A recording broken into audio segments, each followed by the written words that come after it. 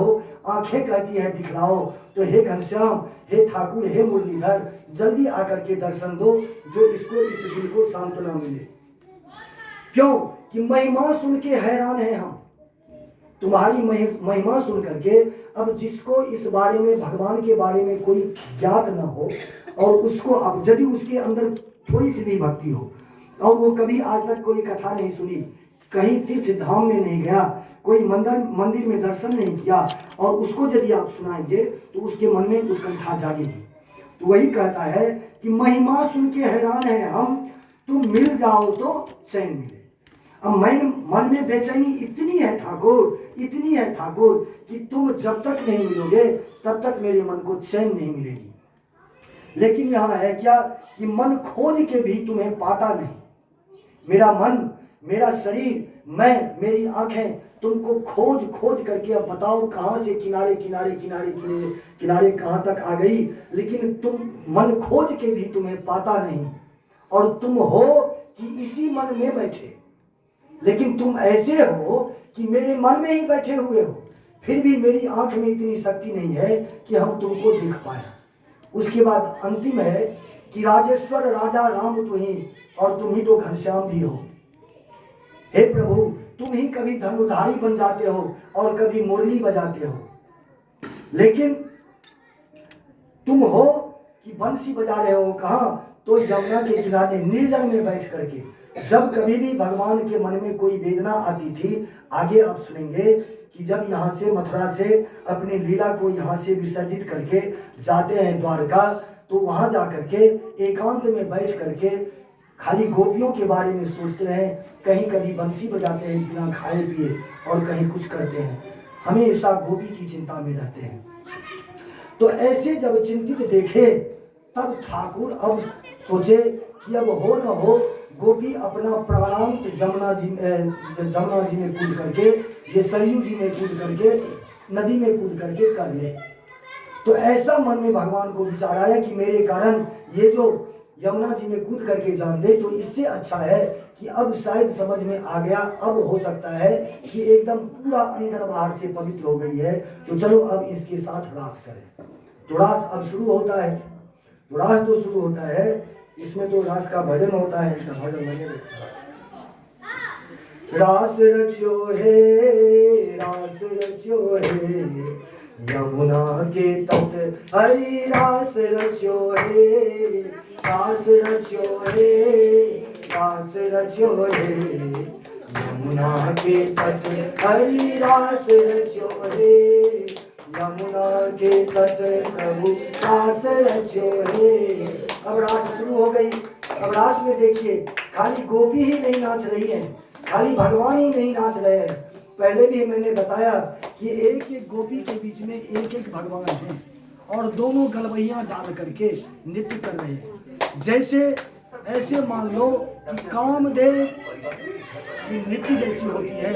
अब जैसे कामदेव से निपट करके, अब तो कामदेव गया, कामदेव हार गया, कामदेव का यहाँ बात ही नहीं। कामदेव देख लिया कि अब मेरा कोई यहाँ स्थान नहीं है, यहाँ से कामदेव तब रास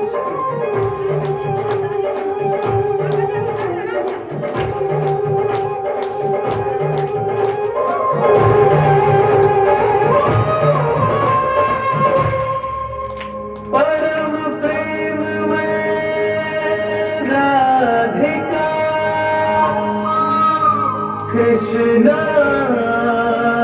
परम उल्लास मधुर। नहीं, पहले गोपी विरह में ये मैं विस्मृति हो गई थी। तो ऐसा जब हुआ तो गोपी गीत गाती है, इसको विरह गीत बोलते हैं। जब विरह में भगवान के गीत गाए हैं गोपी, तब भगवान यहाँ प्रकट हुए हैं, सहसा उपस्थित हुई यहाँ हो गए हैं। तो सभी गाए, जिनको याद हो तो याद ही है, जिनको याद नहीं हो तो मेरे पास तो वो नहीं है कि हम दें।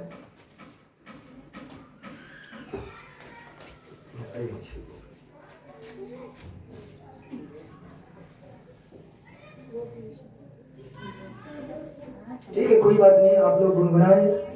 जयति तेऽधिकं जन्मना व्रज श्रयत इंदिरा शश्वतत्र हि दैतदृश्यतां दिक्षुतावका त्वयि सव त्वां विचिन्वते शरदुदासये साधुजात सरसिजोदर श्रीमुषादृशा सुरतनाथ ते शुल्कदासिका वरद निघन दो नेह किंवदा विषजलाप्ययात् व्याल राक्षसा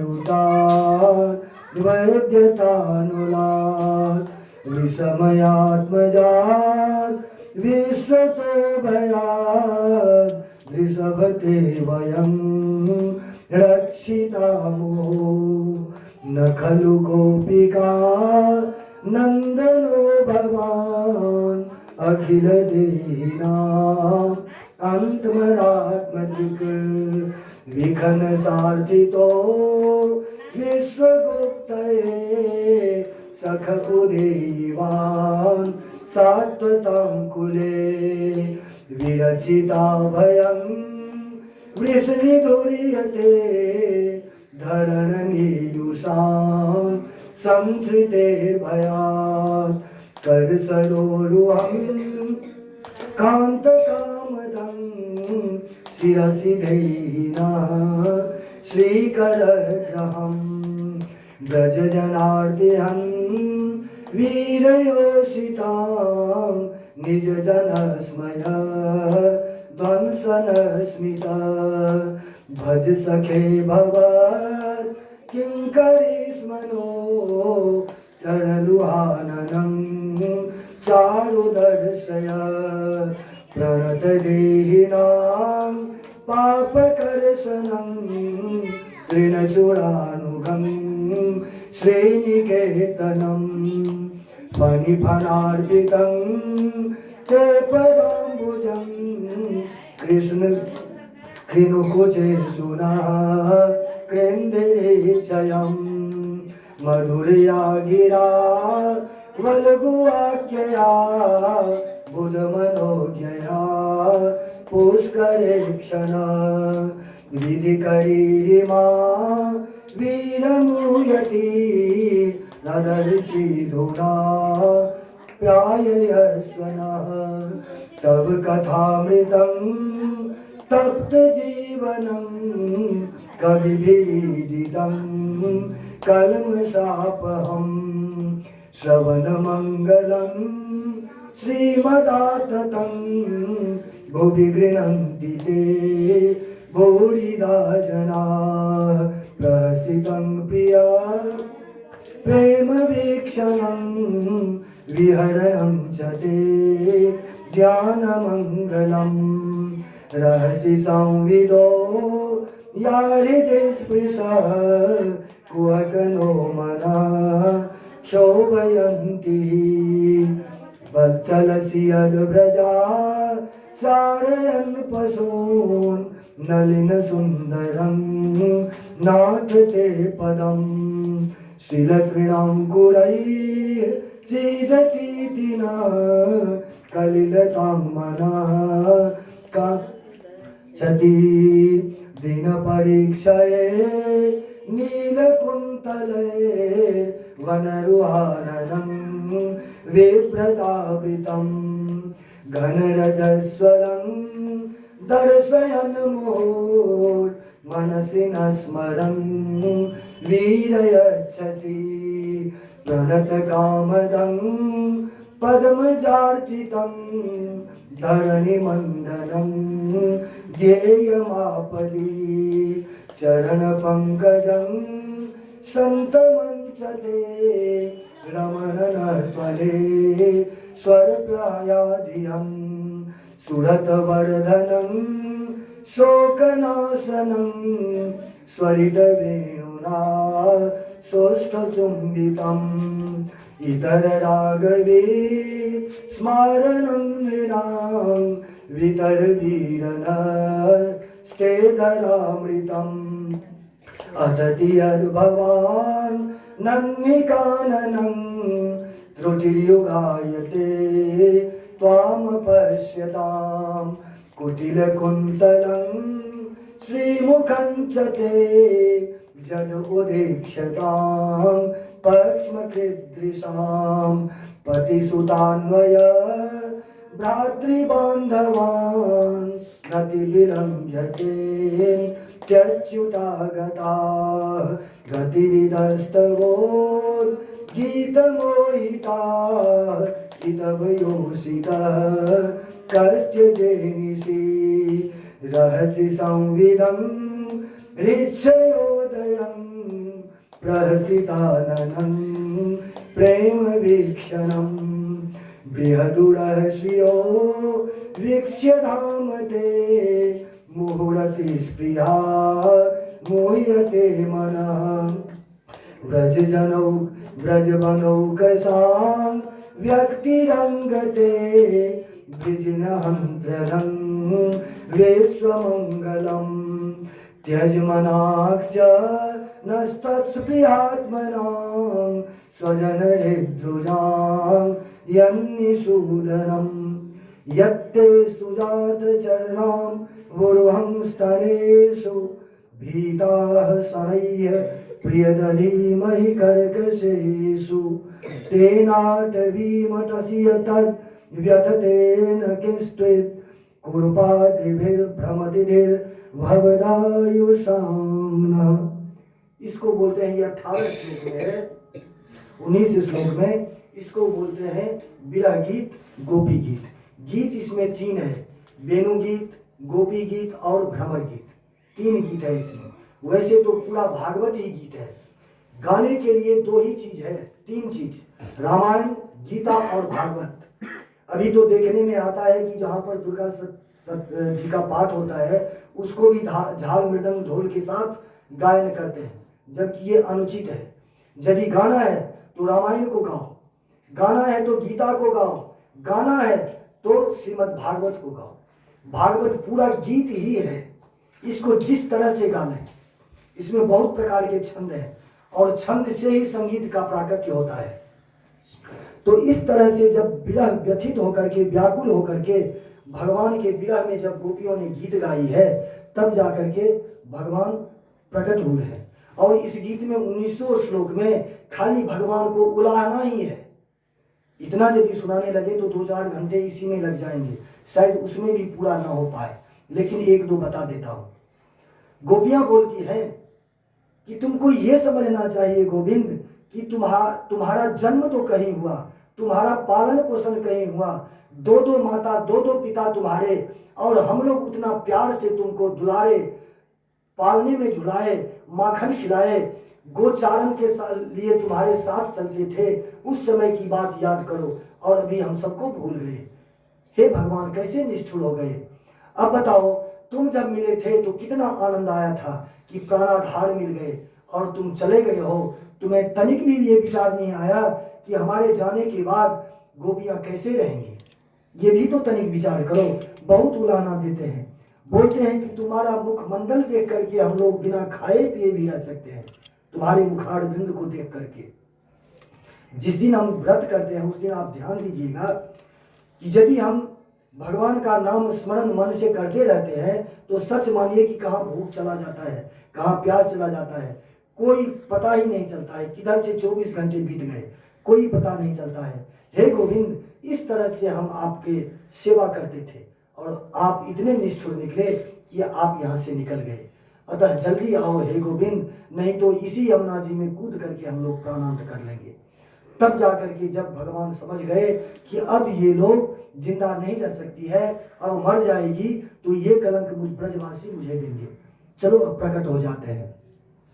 इति गोप्यः प्रगायन्त्यः प्रलपंत्यश्च चित्रधा रुरुदु सुस्वरं राजन कृष्ण दर्शन लालसा। जोर जोर से कोई रो रही है, कोई छाती पीट के रो रही है, जैसे मेरा सर्वस्व आज खो गया, इस तरह से रो रही है। बहुत जोर जोर से रुदन कर रही है और इस रुदन की आवाज सुस्वरम, आप देखेंगे कि रोने के भी स्वर होते हैं, बहुत तो स्वरबद्ध रोते हैं और बहुत वैसे ही रोते हैं। तो स्वरबद्ध भी रो रहे हैं इसमें बहुत, जैसे अभी तो वैसा ऐसा होता ही नहीं है। जब बेटी की विदाई होती है दुरागमन, तो उस समय क्या होता है कि बहुत बूढ़ी मैया जो होती है बहुत वो स्वरबद्ध रोने लगती है, बहुत स्वरबद्ध रोती है। सबका रोने का अपना अपना तरीका होता है। तो रो रही है, तासाम आभिर्भिक्षौरी स्मयान मुखाम्बुजः पीताम्बरधर स्रग्वी साक्षान मन्मथ मन्मथ। जब इस तरह से रुदन करने लगी गोपियां, तो साक्षात पीताम्बर वस्त्र धारण किए और गले में वैजंती माला लिए हुए, अधर पे मुरली लिए हुए, जैसे वहां पर थे ही, कहीं गए ही नहीं थे। अब देखिए ये बात भी सत्य है, भगवान कहीं नहीं जाते हैं। यदि हमारे मन में ये हो कि भगवान यहाँ है और यहाँ से चले गए, ऐसा नहीं होता है। आप कहीं एक कमरे में बैठ जाएं जहाँ पर कोई भगवान की तस्वीर भी नहीं है, और वहाँ बैठ करके आंख बंद करके आप बैठ जाएं और चिंतन करें, ध्यान करें भगवान का, तो वहीं पर आपके हृदय में प्रकट हो जाते हैं भगवान। लेकिन इसके लिए शुद्ध प्रवृत्ति मेरी होनी चाहिए, शुद्ध आत्मा होना चाहिए, शुद्ध विचार होना चाहिए, तब जाकर के ऐसा होता है। तो जब भगवान ने देखा कि सभी गोपियां एकदम शुद्ध हो गई है, गंगा जल की तरह, गंगा जल जैसे पवित्र है उस तरह से पवित्र हो गई है, तब जाकर के उस बीच में एकाएक गोविंद प्रकट हो गए।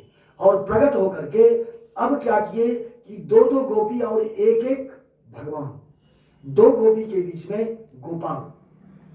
अब यहाँ पर रास होने लगा, और इसमें जो लीला है, रास लीला है, तो बहुतों के मन में विकृति आ जाती है। कुछ अंश बता देते हैं उसका, रास का। जो रास हो रहा था, गोपियां लोग क्या करती हैं कि नग्न हो जाती हैं। अब बताइए, बाल रूप में है, मैया को देखते होंगे कि मैया के स्तनपान जब कर रहा होता है वो बच्चा, तो अपने वस्त्र का भान रहता है। क्यों? ये बच्चा तो अबोध है, इसको कुछ नहीं पता है। ठीक इसी तरह से भगवान जो है बाल रूप में है, वो एकदम अबोध है। और 5 वर्ष का जो बच्चा हो, 9 वर्ष का जो बच्चा हो, भला उसके मन में काम कहाँ से आएगा? तो अपने सीने पर चंदन का लेप लगाते हैं और भगवान से बोलते हैं कि तुम अपने कोमल कोमल चरण से पूरे शरीर पर लगाओ। इस तरह से भगवान लीला करते हुए, अब यहाँ पर रास की बात है, उसमें अब ज़्यादा नहीं जाना है, क्योंकि ऐसा होता है कि उसमें बहुत ऐसी बात है जो नहीं बोला जा सकता है, और उतनी मेरी सामर्थ्य भी नहीं है कि मैं उतना व्याख्यान यहाँ कर सकता हूँ। क्यों कि उसमें बहुत मन में विकृति आ जाती है बहुतों को।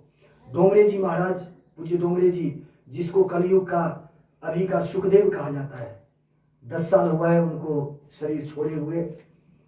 तो उसमें हम पढ़ते हैं, उनका जो ग्रंथ है उसको हम पढ़ते हैं, बहुत विस्तार से उसमें दिया हुआ है, एक एक अक्षर का, एक एक शब्द का उसमें बहुत ही सुंदर रूप से यदि आप पढ़ेंगे और ध्यान से पढ़ेंगे तो आपको ऐसा लगेगा जैसे हमारे नेत्रों के सामने में, आंखों के सामने में ये सारा चरित्र हो रहा है। एकदम जैसे सिनेमा देखने के लिए हम बैठते हैं, कुर्सी पर एक आंख होकर के बैठ जाते हैं और हमारे आंखों के सामने चलचित्र चलते रहता है। ठीक उसी तरह से यदि उसको पढ़ने के लिए आप बैठ जाए तो सारा चरित्र, सारा चित्र आपके सामने उपस्थित हो जाएगा। हम कभी कभी समय मिलता है तो देखते हैं, हमेशा तो नहीं होता, पापी पेट का सवाल होता है तो हमेशा तो नहीं कर पाते, लेकिन कभी कभी समय मिलता है तो ऐसे ऐसे ग्रंथ को जानने का प्रयास करता हूँ, कोशिश करता हूँ कि थोड़ा सा भी, ऐसी मुझ में शक्ति नहीं है, इतना ज्ञान नहीं है, मैं इतना पढ़ा लिखा नहीं हूँ। मैं कल परसों भी बताया कि कोई यदि शास्त्री ही कर लिया, शास्त्री बोलते हैं BA को, तो वो कोई पढ़ा लिखा नहीं हुआ। और भगवान की लीला जो है अगाध है, हरि अनंत, हरि कथा अनंता। इनका यश गान करना, इनकी कीर्ति का गान करना कोई साधारण बात नहीं है। तब इन्हीं की कृपा है कि कुछ अंश, अब उससे नीचे कुछ होता ही नहीं है। मैंने प्रयास किया है, शायद मैं ये समझता हूँ कि जितना मैंने बताया आप लोग उससे ज़्यादा जानते होंगे, ऐसा भी हो सकता है। तो मुझे तो कोई ज्ञान नहीं है कि भगवान नाम का गान करूं, उसका बखान करूं, लेकिन जो भी बन पा रहा है मैं इसी की कृपा से, मेरे गोपाल की कृपा से वही बुलवा रहे हैं। सच मानिए, जब मैं यहाँ पर बैठने के लिए आता हूँ, कुछ समय पहले मन में ये चिंता होने लगती है कि हे ठाकुर, हे गोपाल, हे गोविंद, हे केशव, हे माधव, जो कुछ भी त्रुटि हो उसको क्षमा करना और तुम ही बोलना मेरे मन से, मेरे जिह्वा पर, मेरे मुंह से तुम ही बोलना। बैठूंगा तो मैं, लेकिन बोलना तुम्हें पड़ेगा। और सच मानिए तो वही बोल रहा है, मैं कुछ नहीं, मेरी सामर्थ्य नहीं है, मैं क्या बता सकता हूँ। तो चलिए अब रास में 5 मिनट समय देते हैं। सभी आदमी अपनी अपनी जगह पर खड़े हो जाए। जिनको हो सके बताया मैंने कि रास में, और ये देखिए गोपी का गीत क्या है। गोपी गीत का नियम है, यदि शुद्ध मन से श्रद्धा पूर्वक आप प्रत्येक दिन इस 19 श्लोकों का गान करें तो एक न एक दिन आपके स्वप्न में भी भगवान का दर्शन जरूर होगा। ये मेरा पक्का विश्वास है। यही है गोपी गीत। गोपी गीत में कोई बुरा चीज नहीं है, इसमें प्रत्येक रूप का, प्रत्येक उनका जो चाल चलन था, सबका वर्णन किया गया है। तो यदि ठाकुर को अपने मन में बैठा करके ये विश्वास लेकर के, दृढ़ विश्वास अचल निज धर्मा, तीर्थ राज प्रयाग सुकर्मा, यदि अपने मन में दृढ़ निश्चय कर लें तब जा करके भगवान का दर्शन जरूर होगा। सभी व्यास कहते हैं कि यदि गोपी का गीत गा लिया तो भगवान कभी ना कभी दर्शन जरूर देंगे। तो कहते हैं ना कि कृष्ण दर्शन तो देंगे कभी ना कभी, तो कभी ना कभी दर्शन देंगे ही देंगे। लेकिन क्या है उसके लिए कि सच्चे मन से उसको पुकारो। तो खड़े हो जाए अपने अपनी जगह पर और थोड़ा देर नाच लें, रास कर लें। नाचना नहीं है, रास करना है। नाच अलग हो गया, डांस अलग हो गया, और यहाँ जो हम लोग करेंगे वो रास करेंगे भगवान के रिझाने के लिए। अरे इस संसार को रिझाने के लिए तो हम लोग नाचते ही हैं, जिसके कारण हमको 84 लाख योनियों का चक्कर लगाना पड़ेगा। लेकिन इसमें जो नाच लेता है, सच मानिए 84 लाख योनियों में नाचने की आवश्यकता नहीं पड़ती। बोलिए रास रासेश्वर भगवान की जय।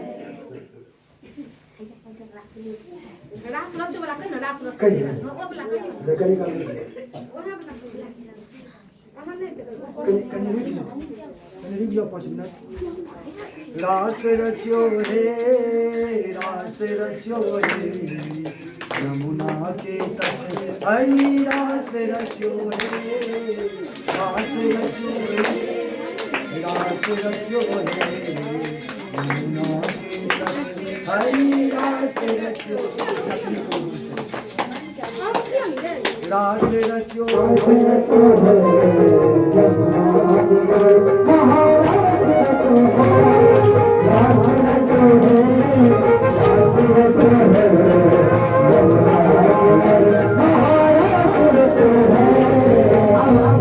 आपको गरबा करना है, पहले बैठे बैठे 1 मिनट गरबा बैठे बैठे कैसे।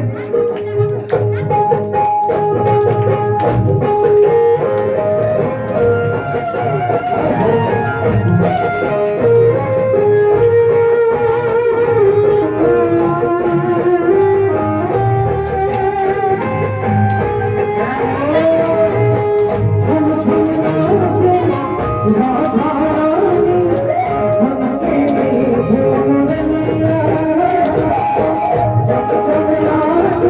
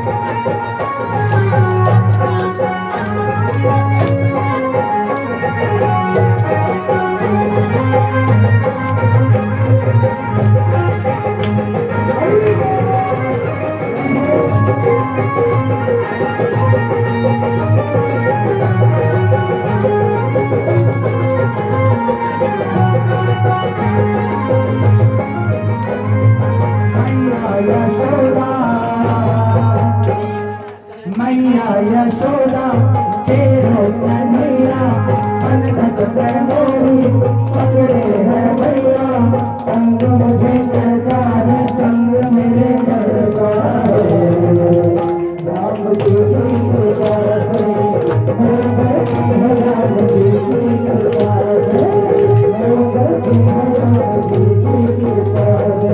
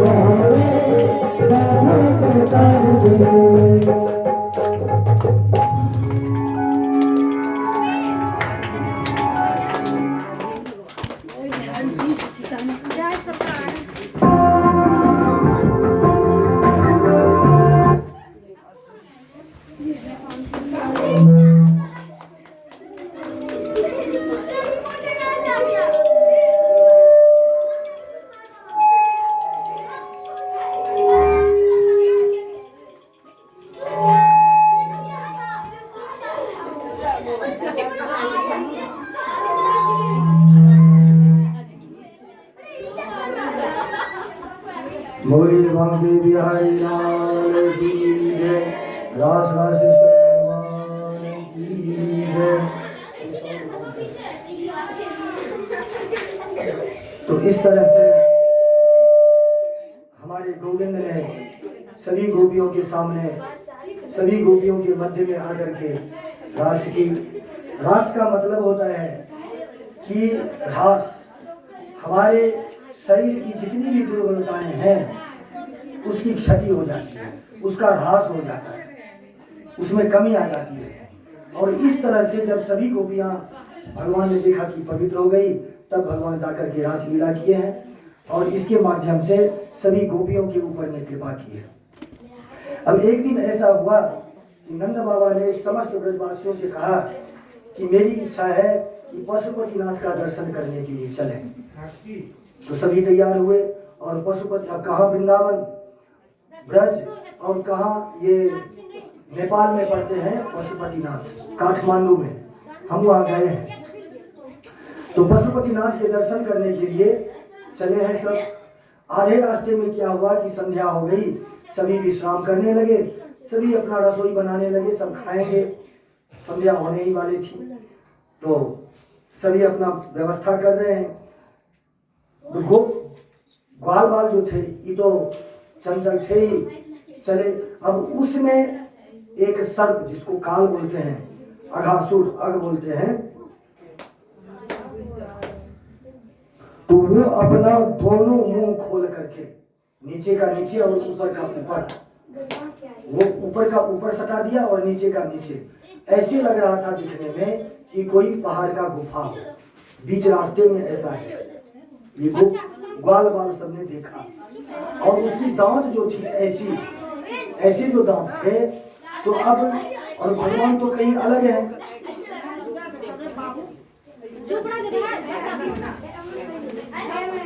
भगवान तो कहीं अलग है। और ये ग्वाल बाल सखा जो थे, तो ये चलते चलते चलते चलते उसको देखा तो बोला कि देखो मित्रों, ये लगता है कि कोई महात्मा का गुफा हो।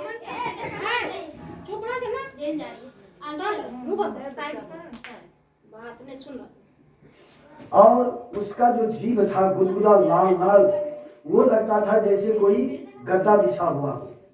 तो ये बच्चे लोग थे ये जो, और दांत जो था वो ऐसे खूंटी की तरह। तो ग्वाल बाल बोला कि देख रहे हो, ये लगता है कोई महात्मा का गुफा है, अंदर में महात्मा होंगे और जो महात्मा लोग आते होंगे।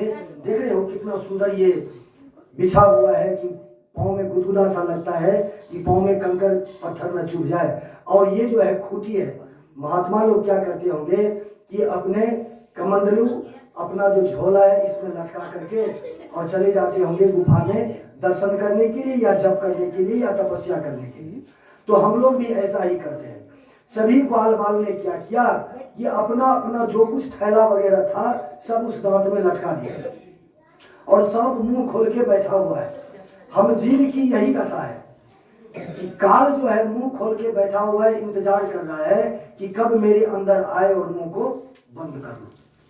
तो इसी ताक में ये भी था कि जब सब आ जाए अंदर तब मैं अपने मुंह को बंद करूंगा।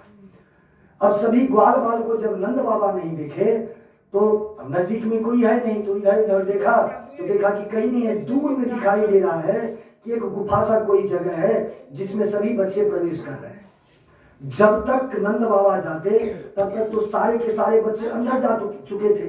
अब नंद बाबा भी उस बच्चा को लाने के लिए या यही जिज्ञासा कि ये बच्चा लोग कहाँ गया, तो लेने के लिए उसके अंदर चले गए। अब जब नंद बाबा अंदर चले गए तब ये धीरे धीरे धीरे धीरे अपने मुंह को बंद करने लगा। तब नंद बाबा समझ गए कि हो न हो ये कोई काल है। तब नंद बाबा ने जोर से आवाज लगाई, हा कन्हैया, हा कन्हैया, हे केशव, हे माधव, हे गोविंद, कहाँ हो। भगवान दौड़ते हुए आए। तब तक तो मुंह थोड़ा सा खुला था।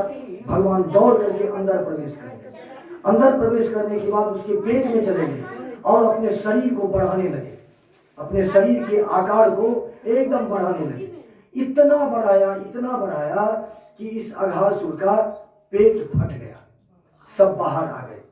तब जाकर के नंद बाबा कहते हैं कि आज यदि कन्वा तू नहीं रहता तो हम लोगों की जान नहीं बचती।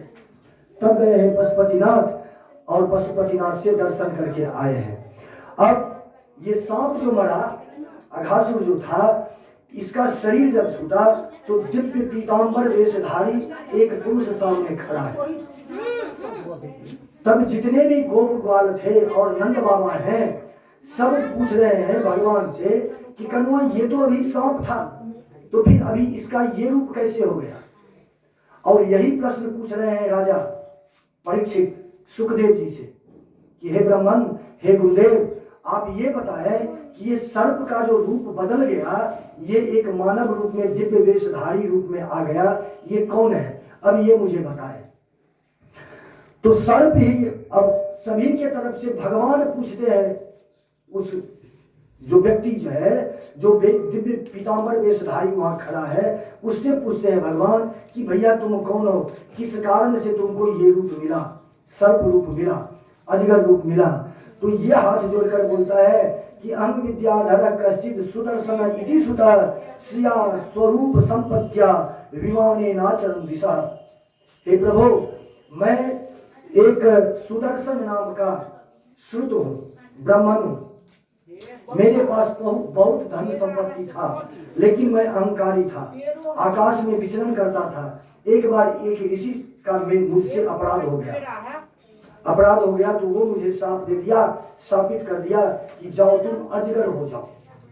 तो उन्हीं के शाप से मैं अजगर हुआ। लेकिन उसी समय मैंने उनसे प्रार्थना की तो महात्मा बड़े दयालु थे, बोले कि जब भगवान का कृष्णावतार होगा तब तुम्हारा इस शरीर से उद्धार हो जाएगा, तब तुम असली गंधर्व रूप में आओगे। तो हे प्रभु, आपने बहुत बड़ी कृपा की, आपका स्पर्श हुआ, इसीलिए मेरा उद्धार हो गया। बहुत तरह से प्रार्थना किया है। बाम बाहु कितबान कपोलो बल्कि प्रवासित अर्पित वेनोम कोमलांगुली भी रासित मार्गम गोप्य ईर्यति यत्र मुकुंद। जिस तरह से भगवान मुकुंद का, गोपाल का गोपी ने प्रार्थना किया, इसी तरह से ये भी स्तुति किया। और ये भी अपने धाम को गए हैं और तब भगवान अपने बाबा सहित, ग्वाल बाल सहित आए हैं वहाँ दर्शन करके। और दर्शन करने के बाद अब अपने वृंदावन में आए हैं। अब यहाँ कंस के मन में बेचैनी है कि मेरा दुश्मन तो मरा नहीं मुझसे, आखिर कहाँ है, कौन है। अंत में, बहुत अंत में जाकर के इसको पता चला कि मेरा दुश्मन मेरा कृष्ण ही है, मेरा भांजा ही मेरा दुश्मन है। तो अब उसको कैसे मारा जाए, इसकी योजना बनाने लगा कंस। तो नारद जी आते हैं। नारद जी तो हर जगह पहुंच ही जाते हैं, इनका किसी भी दरबार में रोक टोक नहीं है। ये एकदम बेरोक टोक किसी भी दरबार में पहुंच जाते हैं, कोई रोकते भी नहीं है इनको। चाहे वो राक्षस हो, महात्मा हो या देवी गंधर्व, कोई भी हो, देवता हो, हर जगह हर दरबार में इनका प्रवेश है। तो पहुंच जाते हैं कंस के यहाँ। कंस को बहुत उदास देखते हैं। तो नारद जी बोलते हैं कि महाराज, आपके चेहरे पर उदासी कैसी है, क्यों उदास हैं आप, और थोड़ा सा बेचैन भी दिख रहे हैं। बोले क्या बताऊं ऋषि, बहुत सारे उपाय मैंने कर लिए, मेरे पास किसी भी चीज की कमी नहीं है, लेकिन फिर भी मन बेचैन है। कहते हैं ना कि घर में सब चीज सेट है लेकिन मन अपसेट है। तो मेरा मन जो है अभी विचलित हो गया है, परेशान हो गया हूं मैं। तो नारद जी बोले कि ऐसा क्यों हो रहा है, समझ रहे हो? ऐसा तभी होता है, दो ही परिस्थिति में होता है, या तो तुम्हारा कोई बड़ा दुश्मन है जो या तो पीछा कर रहा है या तुम उसका पीछा कर रहे हो इस परिस्थिति में, या फिर दूसरी स्थिति है कि तुम बहुत बड़े भक्त हो, भगवान की प्राप्ति नहीं हो रही है, इसीलिए मन में बेचैनी है। लेकिन तुम्हारे अंदर तो भक्ति है नहीं, भगवान के प्रति दुष्टता है, तो यही है। लेकिन तुमको पता चला कि तुम्हारा दुश्मन कौन है? बोले हाँ ऋषि, ये तो पता चल चुका। कौन है? तो कृष्ण और बलराम। बोले अरे वही कृष्ण बलराम जो तुम्हारा भांजा हुआ करता? बोले हाँ वो वही है। बोले तब क्या देरी है, तुम मामा वो भांजा उसको बुलाओ और यहीं बुला करके यहीं सफाया कर दो, तुम्हारा दुश्मन तुम्हारे घर में आकर के मर जाएगा। बोले लेकिन कैसे बुलाऊं उनको? बोले एक बात से ध्यान रखना, तुमको सावधान रहना, वो किसी यज्ञ के नहीं जाते कहीं, कोई यज्ञ अनुष्ठान के बिना वो कहीं नहीं जाते हैं। तो क्या करूं? तो बोले कि जनक जी ने किया था धनुष यज्ञ, तुम्हारे पास भी शिव जी का धनुष दिया हुआ है, तुम भी एक धनुष यज्ञ कर लो और हर जगह हर प्रांत में हर गांव में निमंत्रण पत्र भेज दो, और उसी में तुम अपने भांजा को लेने के लिए, लिवाने के लिए कोई ऐसे व्यक्ति को भेजो जो दुष्ट नहीं हो, जो धार्मिक प्रवृत्ति के हो, उसको भेजो, उसी के साथ भगवान आएगा, अन्यथा नहीं आएगा। ये विचार इसको अच्छा लगा। अब ये नारद जी यहाँ तो कंस को उकसा दिया कि आप भगवान को यहीं बुला करके मार दो। अब दौड़ते हुए चले गए भगवान के पास कि प्रभु आप जल्दी करें, पृथ्वीवासी को बहुत कष्ट हो रहा है, ब्राह्मणों को बहुत कष्ट हो रहा है, गाय को, महात्माओं को बहुत कष्ट हो रहा है, इसलिए आप रक्षा करें, जल्दी करें, इसका उत्पाद कंस का बहुत बढ़ गया है। तो भगवान हंसने लगे और बोले कि वाह रे नारद जी, आपकी लीला गजब की है। कंस को जाकर के बोल दिए हैं कि उस दोनों भाई को बुला करके यहाँ वध कर दो, और मुझे यहाँ बोलते हैं कि आप वहां जाकर के उसका वध कर दो। तो नारद जी हाथ जोड़ करके बोलते हैं प्रभु, अग्नि में हम हाथ डालें या अग्नि मेरे ऊपर आए, जलना तो हम ही को है, अग्नि को कोई नुकसान नहीं होगा। यदि हम जाने से भी अग्नि में हाथ दें तो मेरा हाथ ही जलेगा, चाहे अनजाने में हाथ पड़ जाए तो जलना हम ही को है। तो प्रभु बात तो एक ही है, वो बुलाए चाहे आप अपने जाएं, बात एक ही है, उसका उद्धार आप जा करके वहां कर दो। अब ये योजना बनाने लगा कंस कि उसको बुलाने के लिए किसको भेजा जाए। तो ढूंढते ढूंढते अपने नजरों को दौड़ाई उन्होंने, तो देखा कि अक्रूर जी ऐसे व्यक्ति हैं जो उनके रिश्ते में चाचा भी लगते हैं, तो इसी को भेजा जाए, और ये धर्मात्मा भी है, इनको यदि भेजेंगे तो वहां कोई शंका भी नहीं होगी, कोई ये भी नहीं समझ पाएगा कि इसको मारने के लिए वहां बुलाया जाता है, इनके साथ सहजता से आ जाएंगे।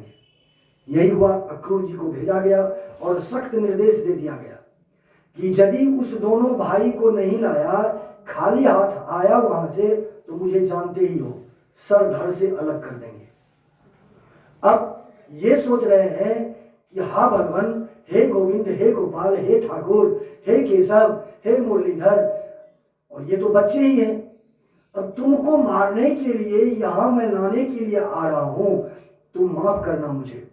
इसको ये नहीं पता है कि वो भगवान है, लेकिन मन में धर्मात्मा तो है ही, सात्विक विचार है ही, और जो सात्विक प्रवृत्ति के होंगे, आप ध्यान देंगे कि जिस काम के लिए निकलेंगे, अपना जो उसका इष्ट है उसका नाम स्मरण हरदम करते ही रहता है। तो रथ तैयार हुआ, रथ पर तैयार हुए और सारथी भी नहीं है। बोले कि खुद लाने के लिए जाना है, तुम्हारे साथ सारथी भी नहीं जाएगा। खुद घोड़ा का लगाम पकड़ा और चल दिए और भगवान का नाम स्मरण करते हुए चल दिए। अब जा रहे हैं, रास्ते में जा तो रहे हैं वह ब्रज भगवान को लाने के लिए, मन में भगवान का कीर्तन चल रहा है, तो रथ इधर से उधर हो जा रहा है, रास्ता भटक जा रहा है।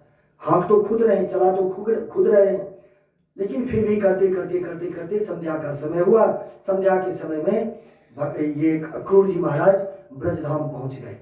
वहां पहुंचने के बाद जब नंद बाबा के यहाँ जाते हैं तो बहुत आदर सत्कार होता है, और नंद बाबा पूछते हैं कि कैसे आगमन हुआ, ये बताएं।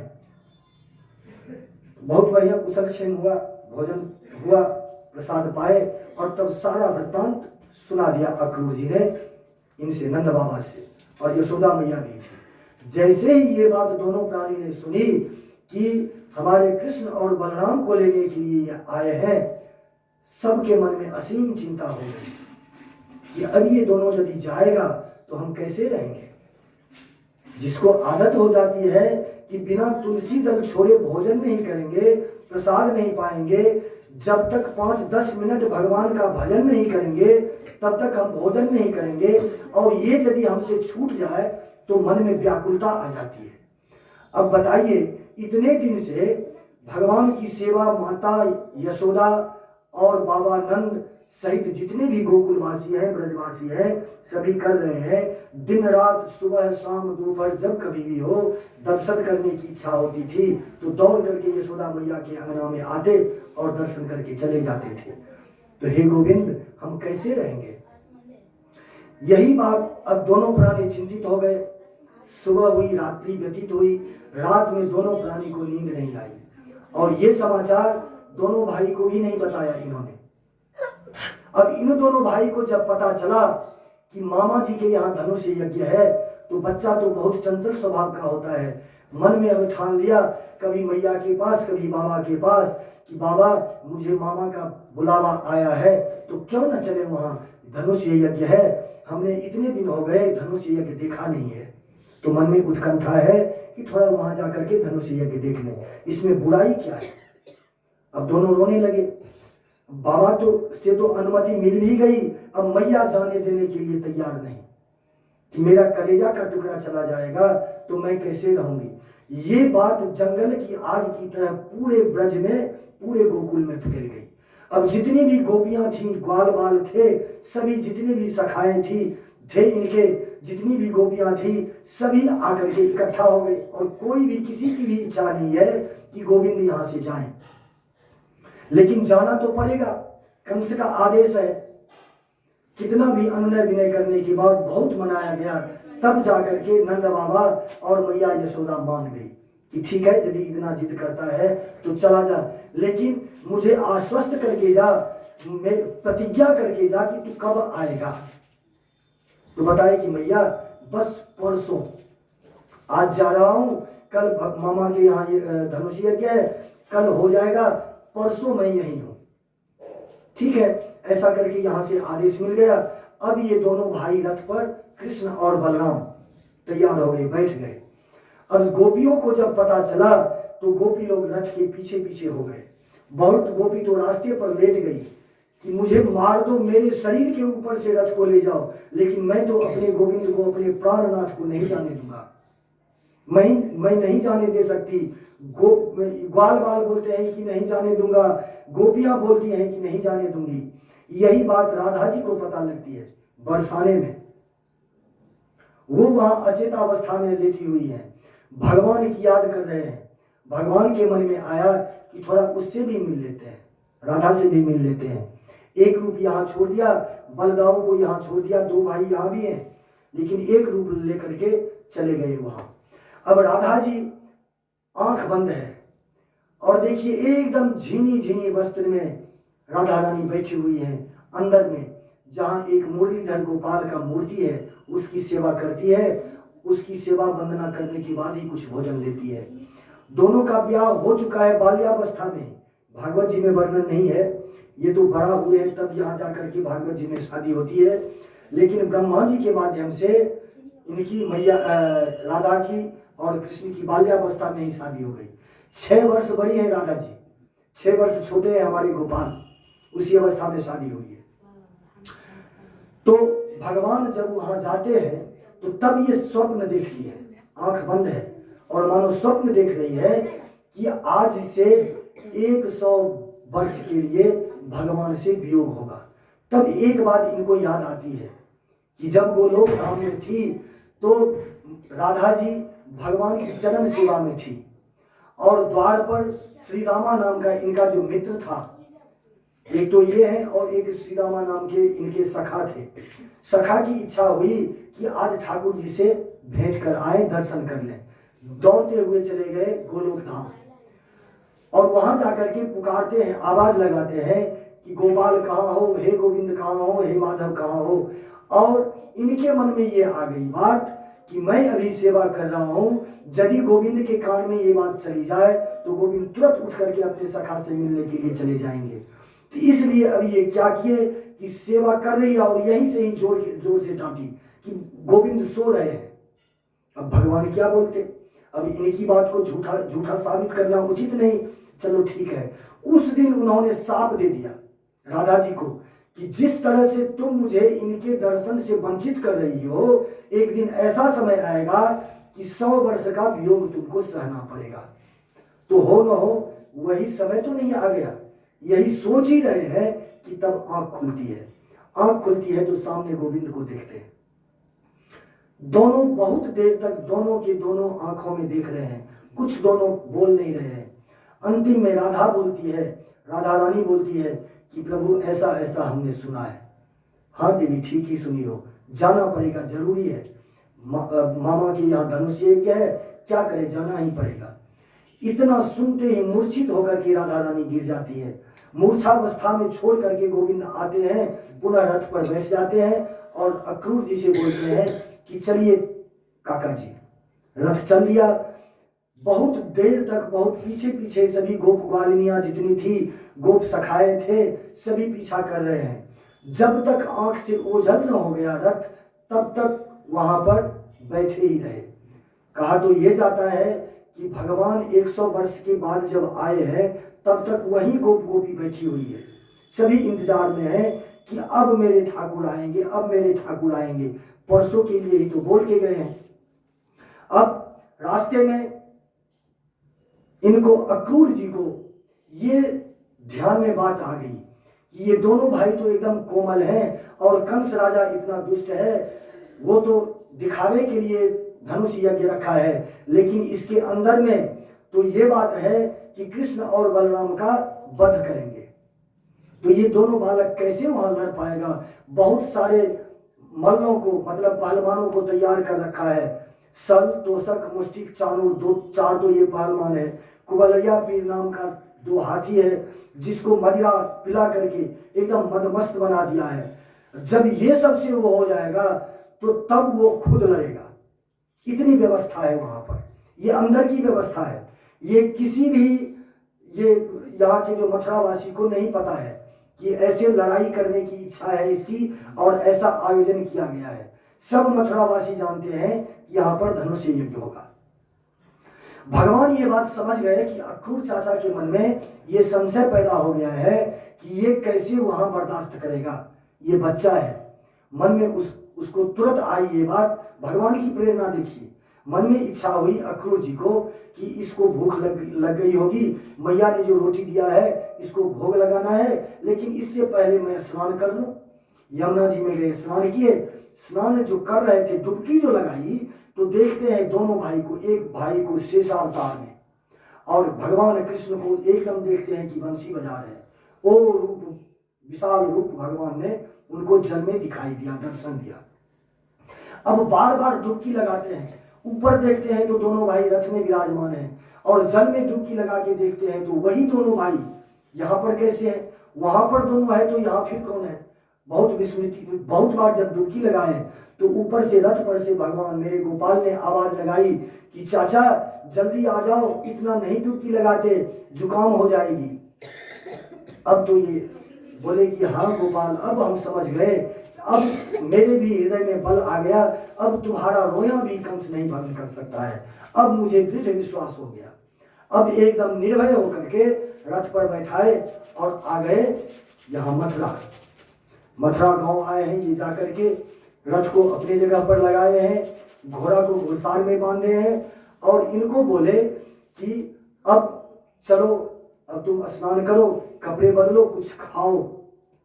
भगवान बोलते हैं कि ये सब तो बाद में होगा, सबसे पहले हमको यमुना स्नान करना है, यमुना स्नान करने के बाद थोड़ा हम नगर परिक्रमा करेंगे। भाव ये है यहाँ पर कि भगवान ने ये सोचा कि पहले शस्त्रागार तो देखूं कि कितना अस्त्र शस्त्र मेरे मामा के पास है, उसके हिसाब से मैं अपना बल का यहाँ प्रयोग करूंगा। ऐसा ही होता है, किसी देश की लड़ाई यदि दूसरे देश से होती है तो पहले अस्त्र शस्त्र का पता